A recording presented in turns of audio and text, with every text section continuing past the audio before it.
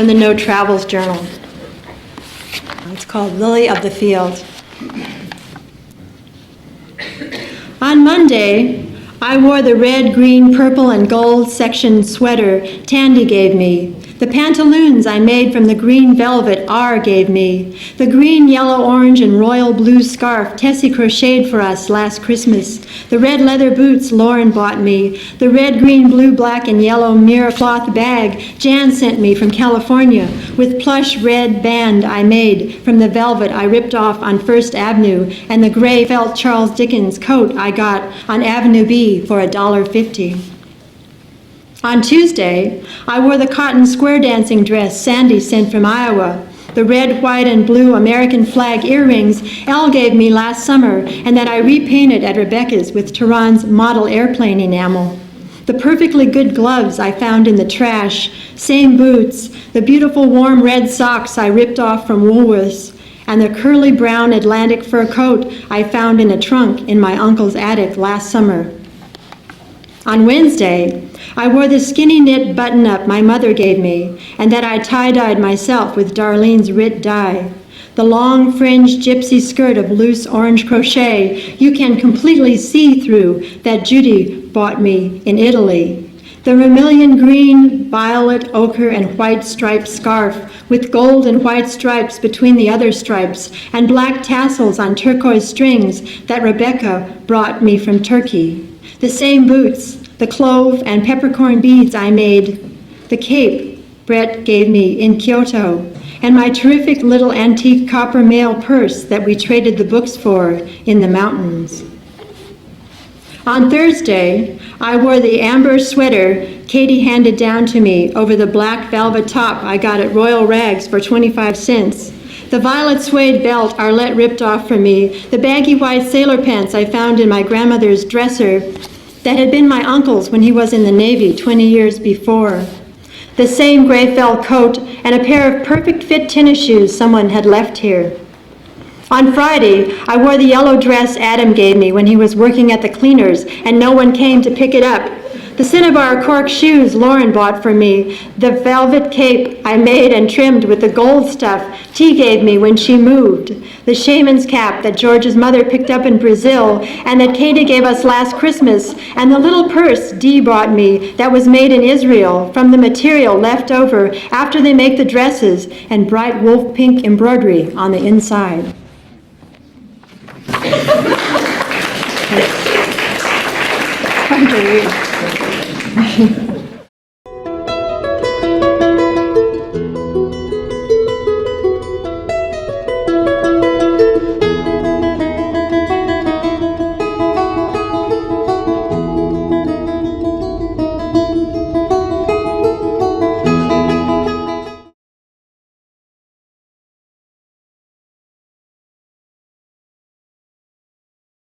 Ludwig Wittgenstein might have put it this way: everyday life is all that is the case.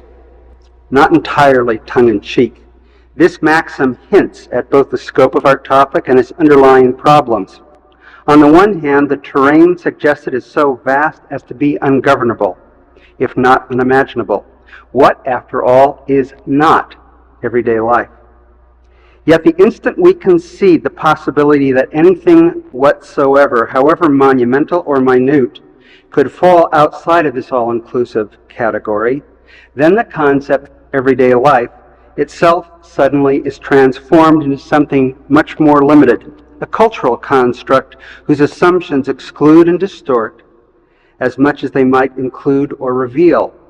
Wittgenstein himself had an experience of this problem. In his original formula, it was the world that was all the case, an indefensible earth-centeredness that only helped make the later philosophical investigations, that literally eccentric project, inevitable. This variant of the fallacy of the Tractatus captures resonances many poets confront in their practice. We want to have it all. But this impulse to totality is itself a problem, and to come up against it is to negotiate an enormous number of strategies and compromises, the consequences of which are, in fact, poetry, or at least poems. In actuality, our conception of all has steadily expanded since at least the time of Wordsworth. Reading Ulysses today, which I was doing on the airplane coming out, particularly out loud so as to emphasize the clipped character of its subjective passages, what we notice is just how much Joyce was forced to omit. Victor Shklovsky raised this dilemma to a maxim: art perpetually colonizes its margins.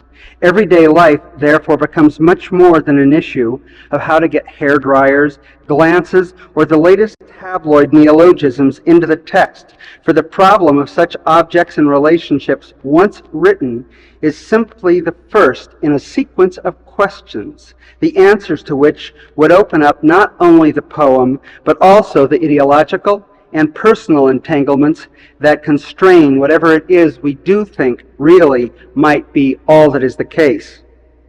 Because it is not that, everyday life is a category with a history. In France, this dates back 41 years to the publication of the first volume of Henri Lefebvre's Critique of Everyday Life in 1947. There, the everyday life of the semioticians, the situationists, and later the post-structuralists was a specific condition, the unobserved, the assumed, a negative terrain that waited passively to be filled. In a period and place in which theory grew like topsy, virtually all of it predicated upon Saussure's argument of difference as the principle of distinction at the heart of perception and structure, everyday life was assigned a crucial, even constitutive function. It was to be precisely that which lacked difference, without which difference could not logically exist. This demonstrates everyday life's most fundamental feature, the absence of a subject, the prohibition of subjectivity. Particularly the situationist insistence that it can only occur in public places, privileging street life while setting the terrain of the home off limits. Yet we might find here also crucial aspects of the problem as it faces and is faced by a poet. For if all writing entails activity that brings materials and relations to consciousness, the writers as well as the readers, how is poetry to involve that territory whose defining characteristic is its status beyond consciousness? In this sense, we all know what everyday life is not. It is not the stuff of epic narrative. Narrative, at least as traditionally conceived, functions by streamlining the elements of the world into a manageable plot. The trail of crumbs lead us through a forest of detail. Functionally, any element foregrounded is thereby yanked forever out of everyday life. Yet each word in a text at the moment it is recognized by the subjectivity of a reader is itself brought forward. Writing entails this primary contradiction. What then are we to make of it? To write only of the extraordinary, as if this were the privileged domain of literature, as if the extraordinary was not itself contained within everyday life, was not simply another category of the ordinary. What seems baneful to me about this approach is an implicit hierarchy, the status this indirectly but unavoidably assigns to whatever and whomever is not included. An inverse approach, even where it's an attempt to overcome this problematic of what we might term heroism, usually only reverses the system of ranking. This is both what is most obnoxious about socialist realism and why it is finally not a realism at all. In our own time, however, the most prevalent instance of this inversion has been a type of poem spawned largely on the banks of the Iowa River that I am going to call here the heroic lyric. In the heroic lyric, an element of everyday life is foregrounded by a means of verbal backlighting until it is isolated and magnified out of human proportion. Swollen and without context, this displaced element, often a noun or noun phrase identified in the title, might appear open to a potentially infinite number of associations. Yet, an essential characteristic of the pathology of heroism is its need to narrowly prescribe what these associations can be. The heroic lyric also suffers from the sharp borders it throws around these conspicuously humble elements, not unlike the lawn chairs backlit and upon raised pedestals in the Whitney's high-style retrospective of 20th century industrial design a few years ago, although with none of that show's humor. The worked-over, clothed quality of such verse denies what everyday life itself most insists on, the indiscreetness of everything, a universe of connection and possibility. For what is being isolated here is not an object, but the subject, a discrete, distinct, individual subject, the subject of individualism. Here, I would draw a distinction between foregrounding, which is essentially spatial, and concentration, which is more temporal. Foregrounding is static, while concentration is not. Words in a poem focus our concentration only momentarily and in sequence. It is only when our use of language moves away from the parataxis we associate with speech and thought towards the hypotaxis of argument and normative narrative that a reader's concentration is directed away from the unfolding continuous present of a text towards a deferred stasis of some frozen dramatic moment. This is one reason why sound is so important in poetry, because it keeps us rooted in present time. This is also why poetry is itself epistemologically superior to academic critique as a mechanism for negotiating our understanding of the world. I could point to any number of texts that embody an understanding of this attitude. The poems of Frank O'Hara and Ted Berrigan, for instance, are filled with examples. The casual and sometimes even unfinished surface appearance of their work is itself a formal argument for the poem's relationship in the world from which it sprang. By way of contrast, can you imagine Robert Lowell changing the focus of his writing mid-poem? To have done so would have been to have conceived the world itself differently. But the poet whose work best exemplifies what I mean here by this attitude and its strategies of concentration as distinct from foregrounding is Larry Eigner. The borders of his usually untitled texts often appear arbitrary, and his willingness to publish several variations of a work reinforces this fluid sense.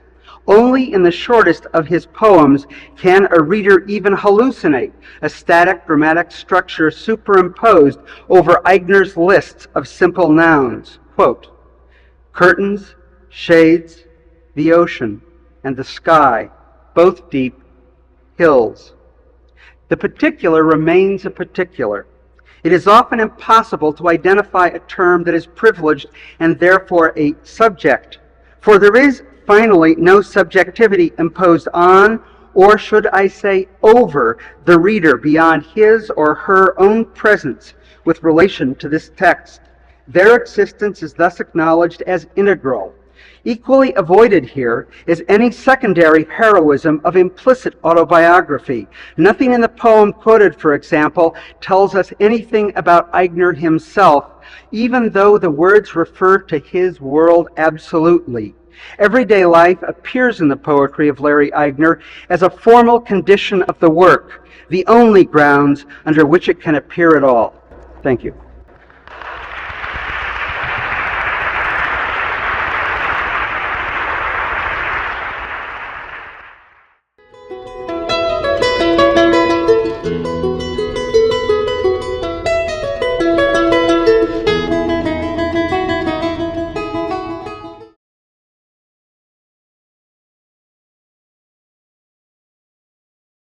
I moved to New York City to work in film. I floated around a lot from communications company to communications company and just didn't find my fit. I mean, I have always been an artist. People have always told me to pursue my art, and I never wanted to. I was like, there's no way. I didn't want to be a starving artist. I take the ephemera of life, the jetsam flotsam that keeps getting put in my hands, and I made a piece of art of Jesus, Muhammad, and Buddha, and did a show and sold it and quit working.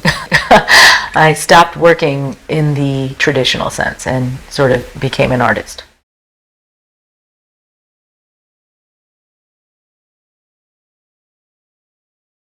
the man who swam away.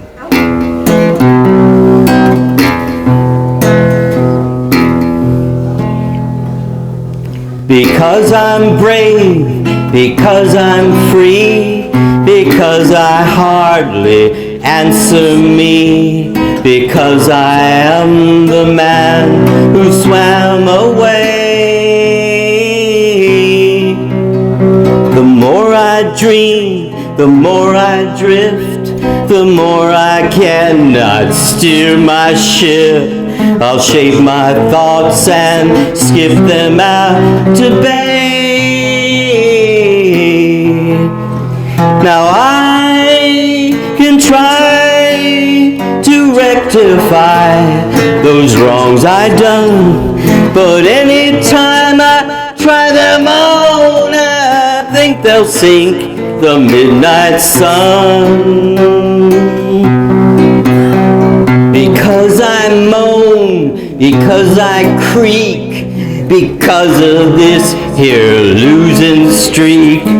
I come from where the clouds, they dance and play.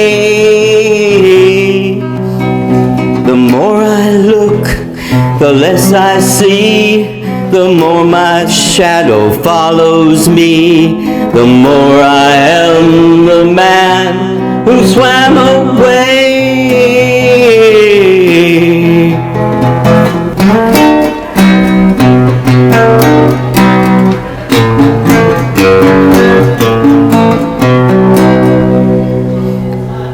The more I trip, the more I fail, the more my scent betrays my trail, the more I splash the shores of Saint-Tropez. Because we dream, because we drift, because we're lost upon our ship, because I am the man who swam away. Now go when the stars have lost their course, and there the wind cries, oh, fly your horse, check your source. The more you crunch, the more you sweat, the more you give, the less you get. So roam the world and scratch to catch your prey. Because I dream, because I drift, because I cannot steer my ship, because I am the man who swam away. Because I am the man who swam away.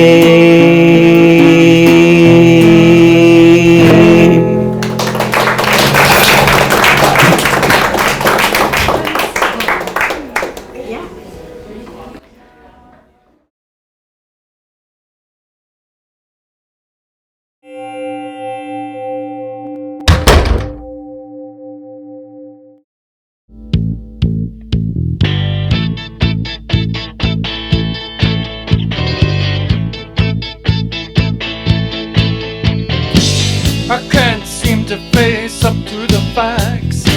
I'm tense and nervous and I can't relax. Alright, so Nick Zedd, we're here with Nick Zedd here on Radio Thin Air. Just Well, about addiction, we're all addicted to something. And I resent this moralistic attitude people have about dope addicts being somehow worse than the rest of society when everybody's addicted to something. Be it television, religion, patriotism, you know. Oh, okay, yeah, that's...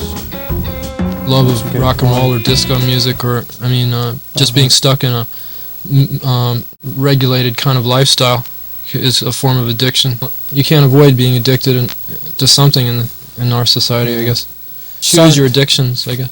Yeah, yeah. Some leftist radicals sort of talk about the underground of dope addiction, maybe, and sexuality as a way of keeping an otherwise more militant group who, restless, keeping them down and keeping them out of actually rebelling in a real sense. Right. Well, but rebellion takes many forms. I understand both points of view. One being that people that take drugs and allow themselves to be, anesthetized by drug abuse are in a way fulfilling the government's purpose by no longer being militant and violent or able to overthrow the government through violence, through violent means or through protest. But on the other hand, one could say that we will never have the amount of weapons that our government possesses, so we'd never be able to overthrow them violently anyway, so why not just withdraw completely from society, go inward rather than out. And that's another form of rebellion, just being so insane that you're no longer part of the so-called real world, which is insane in and of itself. The system that is supposed to control us is insane itself. I mean, the millions of dollars that are spent on weapons, on building up the military while there are homeless people freezing to death in the park, that's insane. Police state in a lot of senses was very Orwellian in its content. Yeah. Do you think society really is like that, is that graphically? In some parts of the world, I think it is worse. Probably more towards black people. It's only when it affects the white middle class population that people care about fascism. But by then it's too late. So I'm trying to warn society by making this film that we're all potential victims of police violence.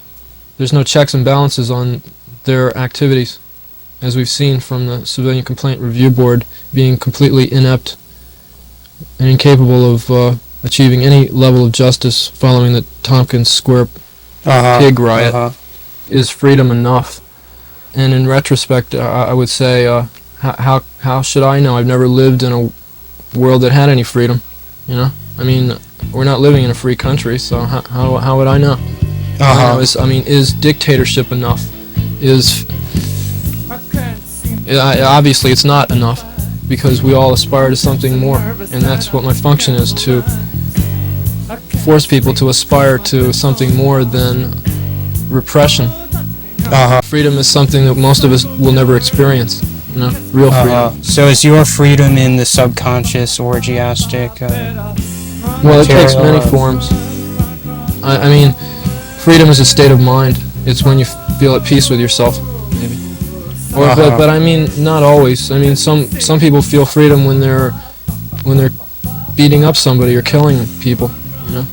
There aren't enough. I think there aren't enough release valves in our society. There's too much repression. Do you distinguish between eroticism as far as heterosexual or homosexual or? No, I don't recognize these distinctions. I think we're all naturally polysexual. Have you ever considered celibacy? Yes, I was celibate for many years. Before puberty, or? Yeah, before puberty. Before I was 5 years old, I was celibate. When I was starting the cinema transgression, I was interested in transgressing in all areas, including my lifestyle, so I experimented with a sadomasochistic relationship, and I came to the conclusion following that the best kind of human interaction is one of equality, without any kind of hierarchy, no power structure. It's really bad, I think, when one person looks up to another, puts them on a pedestal.